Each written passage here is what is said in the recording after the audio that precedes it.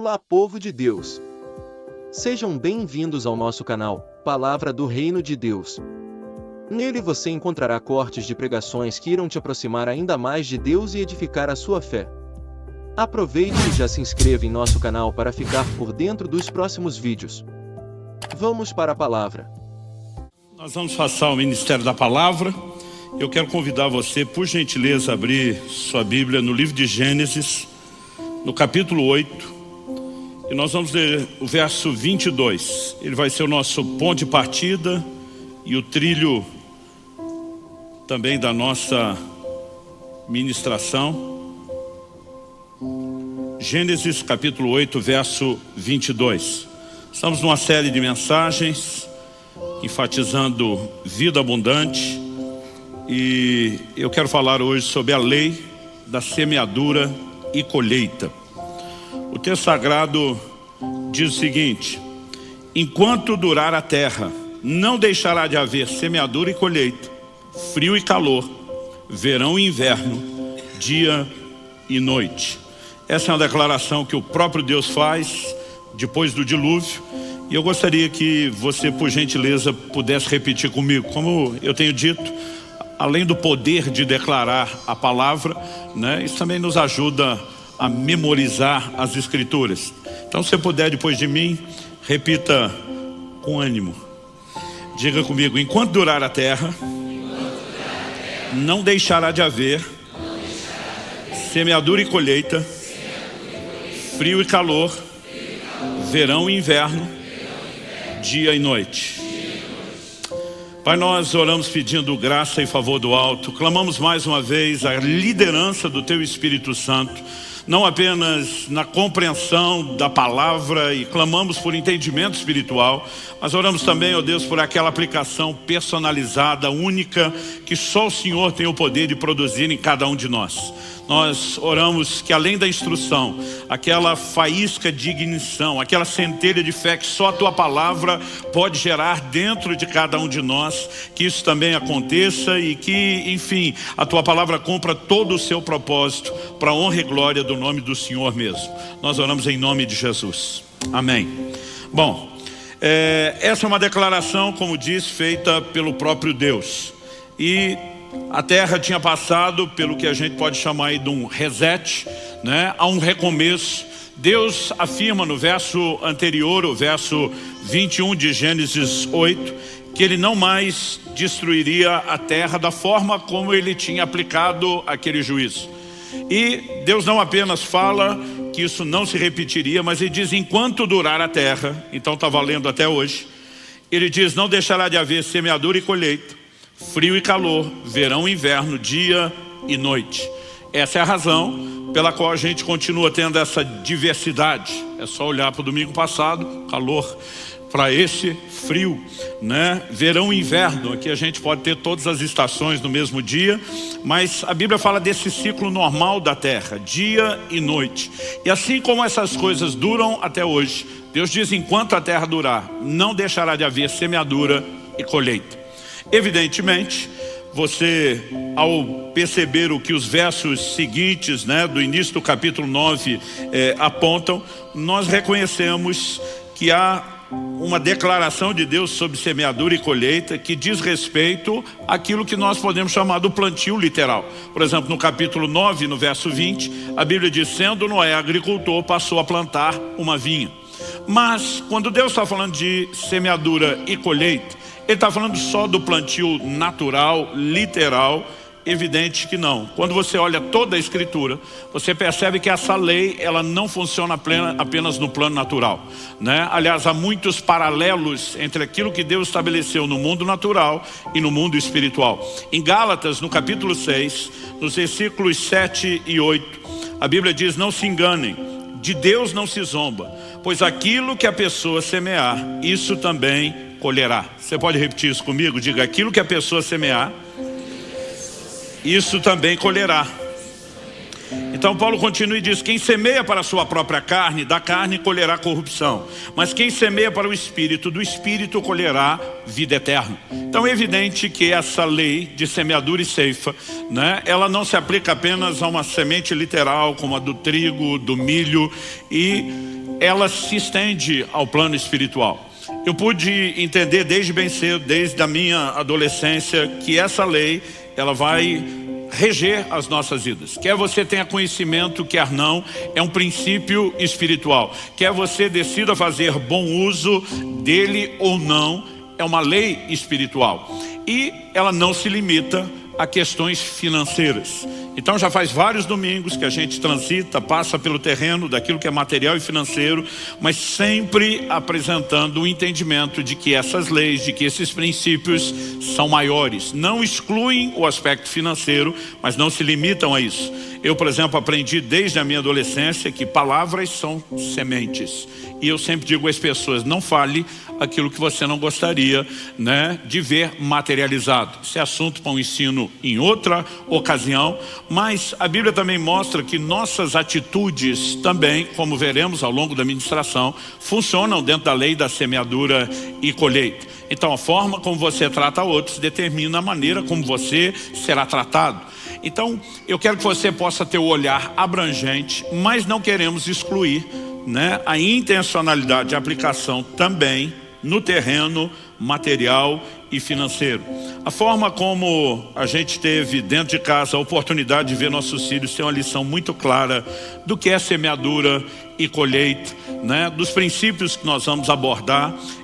Hoje é algo que a gente olha para trás e a gente é muito grato a Deus pelo impacto que isso teve. Quando meus filhos eram ainda bem pequenos, nós vivemos uma fase de desafio. Quando fomos plantar Alcance Irati, há mais de 20 anos atrás, né, eu tive uma direção de Deus, não acredito que isso é um modelo a ser reproduzido, nem por qualquer pessoa, nem em qualquer lugar.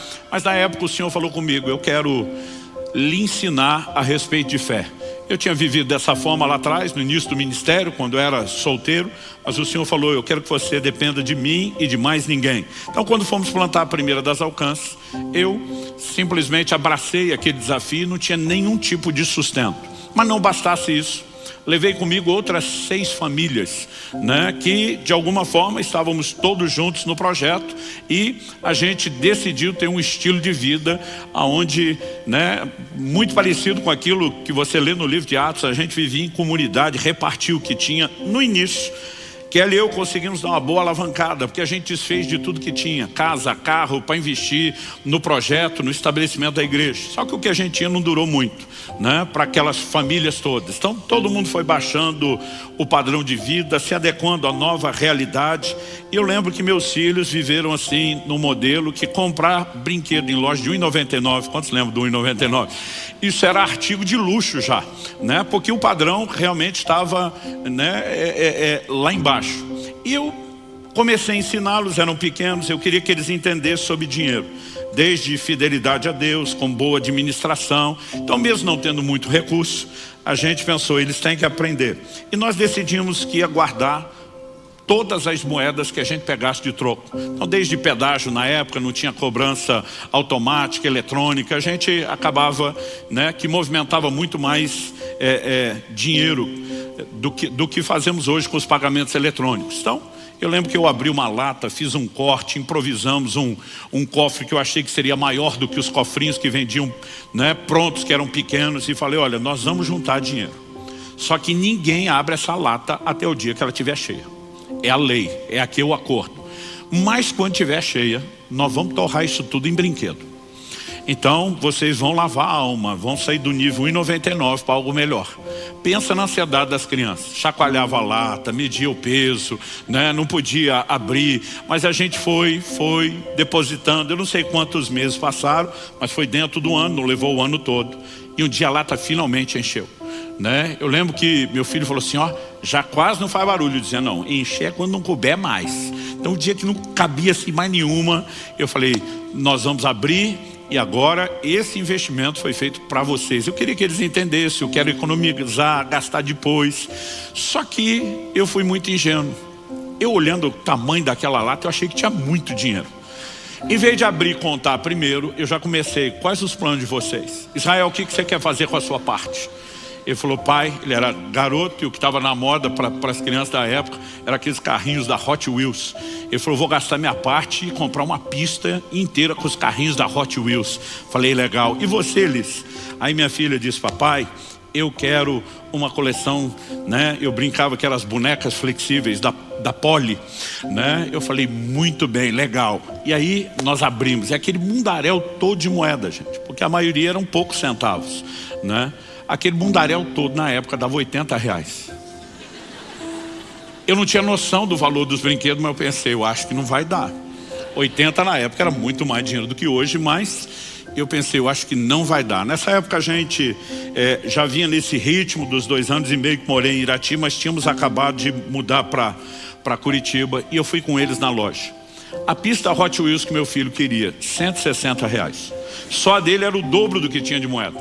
A coleção da Poli que minha filha queria, o mesmo valor. Ou seja, a gente só tinha 1/4 daquilo, né? Eu não tinha condições de alimentar bancar o sonho deles. Eu não tinha condição nenhuma de fazer absolutamente nada.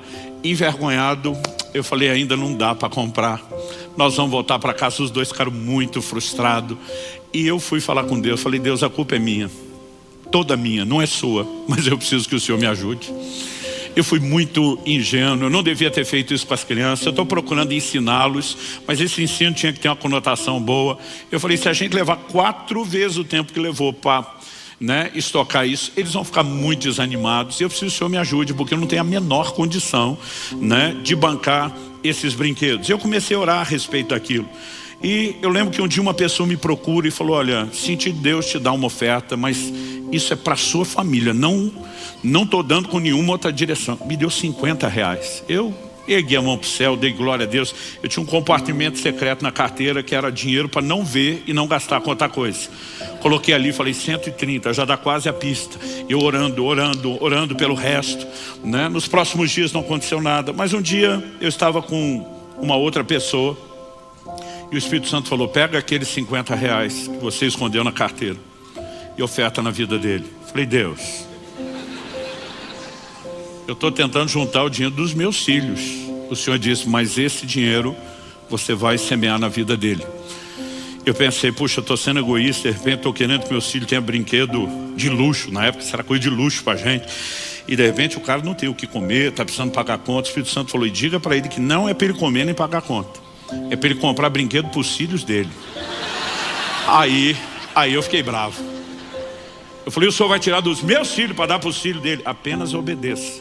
Eu falei, Deus não é justo, apenas obedeça. A Bíblia diz que Deus ama o que dá com alegria. Aquele dia eu dei com indignação, com raiva. Eu falei, vou obedecer. Eu falei, vou tentar ficar alegre depois, porque agora eu não consigo. Mas algo que eu já aprendi com o tempo, você não precisa entender Deus. Você precisa apenas acreditar nele. E eu ofertei e falei, olha, isso não é para você comer nem pagar conta. Você precisa comprar brinquedo para os seus filhos. Ok, pastor, obrigado. Achei que a coisa tinha acabado aí. Não muito tempo depois, eu fui com toda a minha família na casa dessa pessoa para nós termos uma refeição. E quando chegamos, estava todo mundo à mesa, os filhos dele vieram me agradecer os brinquedos que eu tinha dado para eles, na frente dos meus filhos. E o pior, o menino, eles tinham também um casal assim como eu, o menino diz, olha, peguei a minha parte, comprei tudo em carrinho da Hot Wheels. Eu pensava, não falem em Hot Wheels. A menina diz, não, o meu foi aqui em boneca da Poli. E eu pensando, não fala na Poli. E meus filhos me olhando com aquele olhar fulminante, tipo, não tem dinheiro para o nosso Hot Wheels e Poli, está dando para os filhos dos outros. Teve uma hora que a família saiu da sala, nós ficamos sozinhos. Eu falei, calma, muita calma essa hora. Daqui a pouco a gente conversa. Aí, a hora que a gente estava sozinho, na hora de ir para casa, pai, mas a gente está esperando comprar. Não, eu falei, os R$80 de vocês estão lá, eu não mexi. Eu falei, isso é um outro dinheiro que o papai ganhou, que ia juntar para o de vocês, mas foi Deus que mandou dar. Então Deus que pegou o nosso dinheiro. Eu falei, agora eu vou ficar bom de bem na fita e Deus vai ficar de ruim, E a hora que eu falei isso, eu falei, não, gente, vocês têm que pensar que Deus é sabido. Gente, não foi uma coisa planejada, foi improviso do momento. Aí eles, como assim? Eu falei, olha, pensa, nós não estamos querendo Poli Hot Wheels? Sim. A gente tem condições? Não.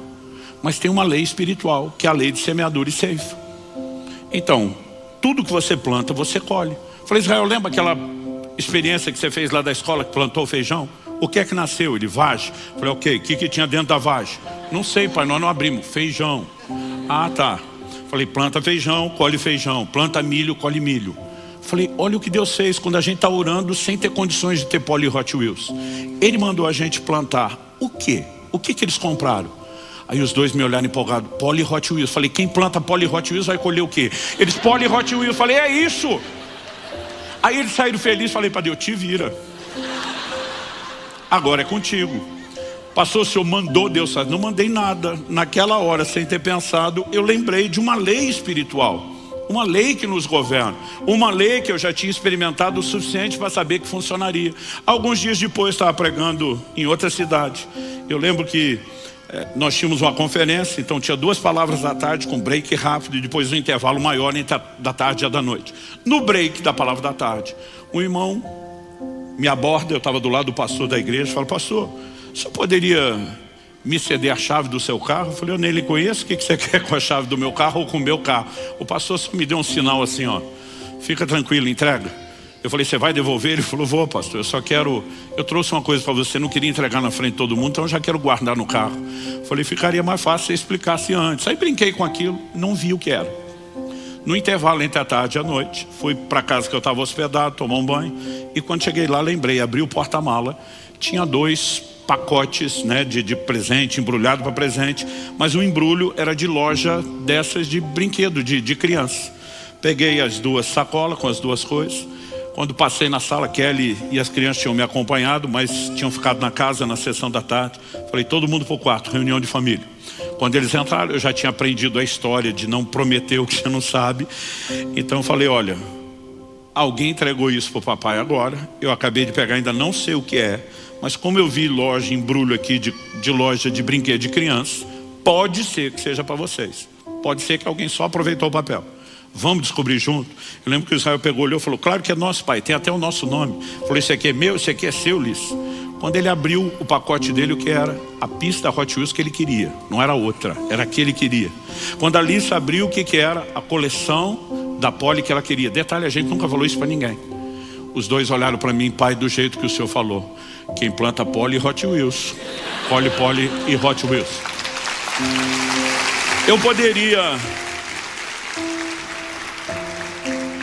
Eu poderia te contar inúmeras histórias e testemunhos de coisas que vivemos ao longo dos anos e que puderam ter um impacto didático, pedagógico incrível na vida dos meus filhos. Mas me deixe destacar princípios. Em primeiro lugar, eu quero destacar o seguinte: nós colhemos aquilo que semeamos.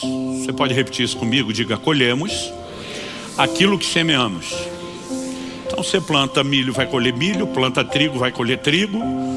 Planta Hot Wheels e Poli, vai colher Hot Wheels e Poli, né? Eu gosto de chamar isso de o efeito bumerangue, né? Tudo que vai, volta. Então você tem leis espirituais, são claras a respeito disso. E é impressionante que tem coisas que elas acontecem para qualquer pessoa. Não depende de ser crente ou não. Jesus disse, por exemplo, qualquer que disser no seu coração e não, qualquer que declarar com a sua boca e não duvidar com o seu coração, né? Ele fala até mesmo de dizer ao monte, levanta-te e planta-te no mar. Ele diz, se falar crendo, vai acontecer com ele. Então assim, de novo vou dizer, sobre a questão das palavras, isso é assunto para o ensino de outro dia, mas Jesus diz, falou crendo, vai ter resultado. E ele diz qualquer. Ele não falou, olha, tem que ser um cristão nascido de novo, tem que ser um crente exemplar, né, cheio de maturidade. Ele diz, é com qualquer pessoa. Então essas leis vão funcionar para quem as conhece e para quem não.